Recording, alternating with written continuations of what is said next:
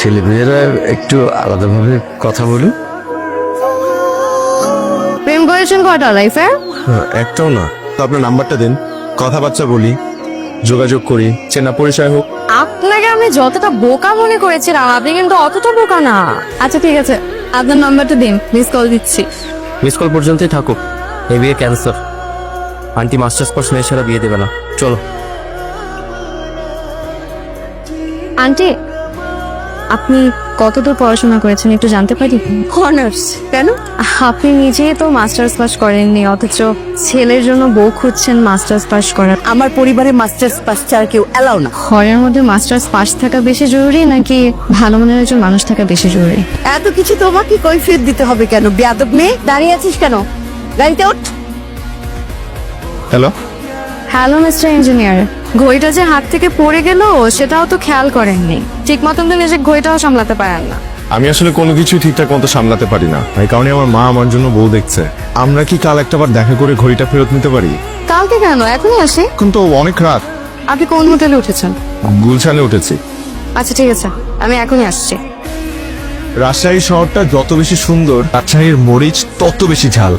আসলে বয়স স্কুলে বড় হয়েছি তো, আপনার মতো মিষ্টি মানুষের সাথে মেলামেশা করা হয়নি। এই নিন আপনার ঘড়ি। এটাই কি আমাদের শেষ দেখা?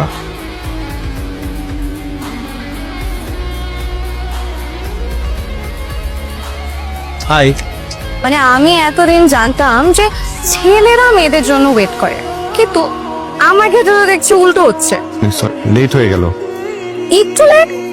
20 মিনিট 22 সেকেন্ড দাঁড় করে রেখে আপনি আমাকে বলছেন একটু লেট? মেয়ে পটানোর নিনজা টেকনিক দেখি ভালোই জানা আছে। কেন, আপনি পটে গেছেন নাকি? তুই এত নার্ভাস কেন? আমি তোকে যে কথাটা এখন বলবো, সেই কথাটা ভুলেও তুই মার সাথে শেয়ার করবি না, প্রমিস কর। ভালোই বিয়ে টিয়ে করছিস নাকি? তাইলে কিন্তু শেষ। পালায় বিয়ে করি নাই, কিন্তু করতে চাই। মানে একটা মেয়েকে আমার পছন্দ হয়েছে। সত্যি? কোন মেয়েকে? রায়া। প্রথম দিন আমরা যে মেয়েটাকে দেখতে গেলাম, Right. শিট, মা তো ওই মেয়েকে একদমই পছন্দ করে নাই। আমি জানি মা ওকে পছন্দ করে না, এই কারণেই তো তোর সাথে ডিসকাস করছি। একটা উপায় বল, কি করব? তোরা দুইজন বর্ডার ক্রস করে মায়ানমার চলে যা। আপনার সাথে কোনোদিন কবরস্থান আসতে হবে এটা ভাবিনি। আমার মা বাবা জন্মের পরপরই একটা অ্যাক্সিডেন্টে হারিয়েছি দুজনকে। তখন থেকে সপ্তাহে একবার হলেও এখানে আসি, মা বাবার কবরের সামনে দাঁড়িয়ে থাকি। আমাদের বাবা মারা আমাদের জীবন থেকে চলে গেলেও থেকে যায় আকাশের তারা হয়ে। বাবা মার মতো তো পাশে থাকতে পারবো না, কিন্তু সুযোগ দিলে বন্ধু হয়ে পাশে থাকতে চাই এক জীবন। এই হচ্ছে প্রেম দেয়াল। প্রেমিক প্রেমিকারা বিশ্বাস করে তাদের নাম এই দেয়ালে লিখে রাখলে তাদের প্রেম নাকি সার্থক হবে। এখানে তো আমাদের নাম লেখা নেই, এখানে আমাদের দুজনের নাম লিখে দিই প্লাস দিয়ে। ভুলেও এই কাজ করবেন না, সামনের দিকে চলেন, আর অনেক কিছু দেখার বাকি।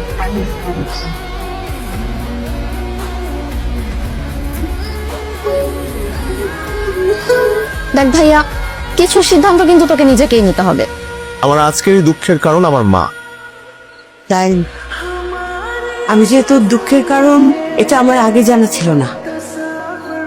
যে মেয়ে সবার সামনে তোর মাকে অপমান করলো, সে তোর মার চেয়েও জরুরি হয়ে পড়লো। কালই আমরা ঢাকায় যাব।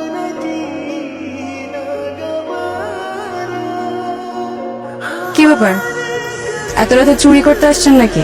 আমরা কাল ঢাকার ফেরত যাচ্ছি। ভালো তো।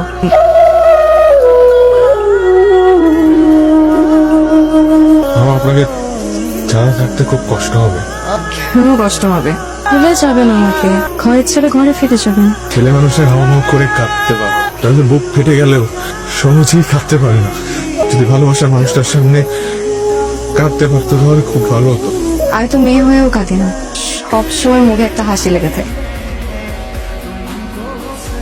এই তোমার কোথায়? ভাইয়ার ফোন তো off, খুঁজেও তো পাচ্ছি না। রায়া, আমার কথা আছে আপনার সাথে। আস্তে, বাসায় লোকজন হচ্ছে। আমি নিতে আসছি আপনাকে, আমি বিয়ে করতে চাই আপনাকে। আপনার মা রাজি হয়েছে? আমি এই মুহূর্তে আমার মাকে নিয়ে চিন্তা করতে চাচ্ছি না। আমরা এখনই কাজী অফিসে যাব, বিয়ে করব। আমি পারতেছি না আপনাকে ছাড়া থাকতে। আজীবন সহ্য করতে পারবেন আমাকে? আপনি পারবেন আমাকে নিয়ে থাকতে? আমি তো পারবো। তাহলে আমিও পারবো। এই কাপড়ে বিয়ে করবো? একটা শাড়ি পরে আসি। লাগবে না শাড়ি, 5 মিনিট লাগবে। একটু একটু একটু নার্ভাস লাগছে একটু। কই ভাড়া দেবেন? আসেন তো।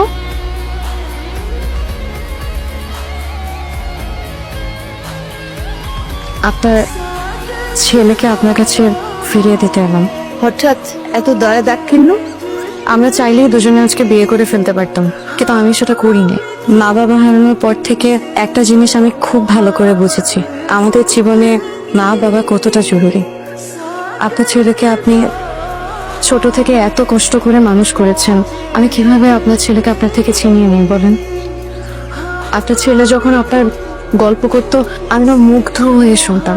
আমার শুধু মনে হতো আমার মা যদি বেঁচে থাকতো আমাকে হয়তো এভাবেই আগলে রাখতো। আমার না অনেক লোভ হয়েছিল আপনার মেয়ে হয়ে আপনার বাসায় থাকবো। আজকে আমরা বিয়ে করলে তমাল হয়তো আমাকে পেতো, আমি হয়তো তমালকে পেতাম, কিন্তু তমাল তোমার মাকে হারাতো। খুব ভালো লেকচার দিয়েছো। মা, তুমি ওর সাথে এভাবে কথা বলছো কেন? তুই আমার মুখের উপর কথা বলছিস? কে জুগিয়েছে এত সাহস? নিশ্চয়ই এই মেয়েটি। আমাদের সুন্দর পরিবারটা তুমি ধ্বংস করে দিও না। এক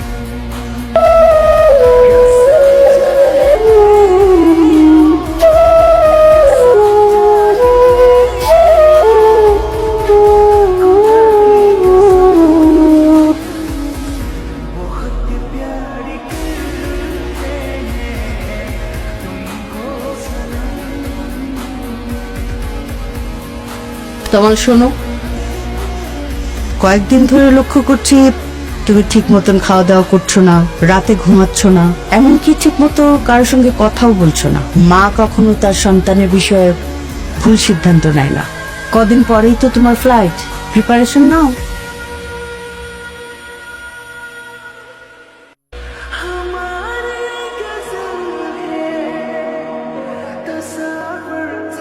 মন খারাপ করে চলে যাচ্ছিস? আমার মন ভালো কি খারাপ তাতে তোমার কি চাই আসে মা? অবশ্যই আসে যায়। সন্তানের মন খারাপ থাকলে মায়েরও মন খারাপ থাকে। রায়া,